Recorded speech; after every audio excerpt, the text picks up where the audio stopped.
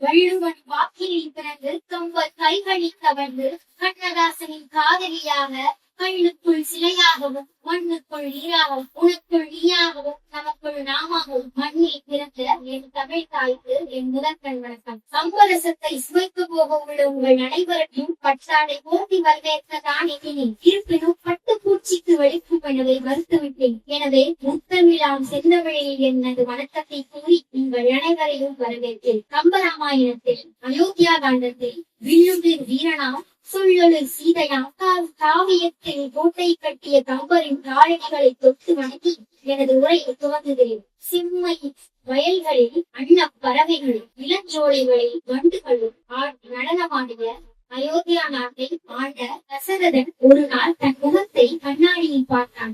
அவனது நரைமுடி கூறியது, தசரதா, உனக்கு ஒரு தவம் புரியும் கிழப்பருவம் வந்துவிட்டது.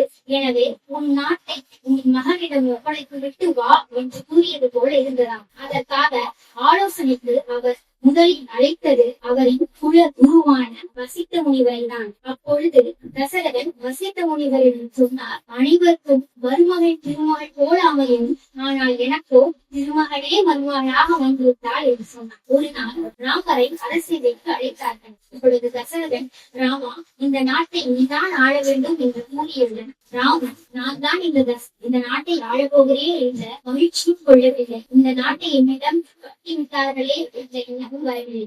அவன் மனதில் தோன்றியது தன் தந்தை சொல்படி நடக்க வேண்டும் என்பதை. இந்த எண்ணம் தோன்றியதென்றால் அது தன் குரு வசிட்ட முனிவரால் தான். அவர் கற்றுக் கொடுத்த அறம், நீதி, ஒழுக்கம் ஆகியவே என்று இந்த வசிட்ட முனிவரை கம்பர் அழகாக வர்ணித்துள்ளார். இந்த கம்பராமாயணத்தில் அனைவரும் பேசப்படாத ஒரு கதாபாத்திரம் சபரியின் கதாபாத்திரம். அவள் ஒரு ராமனின் பக்தை.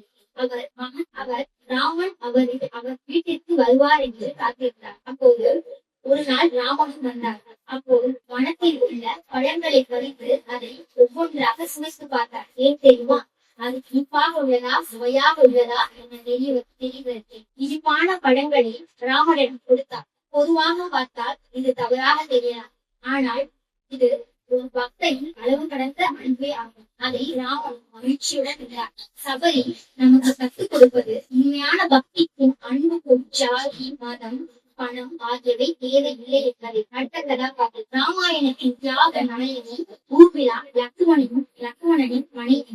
லக்ஷ்மணனும் ராமனும் 14 ஆண்டுகள் வனவாசம் சென்ற போது ஊர்மிளா அரண்மனையில் தனியாக இருந்தார். அவர் கேட்டிருக்கலாம், நானும் வருகிறேன் என்று.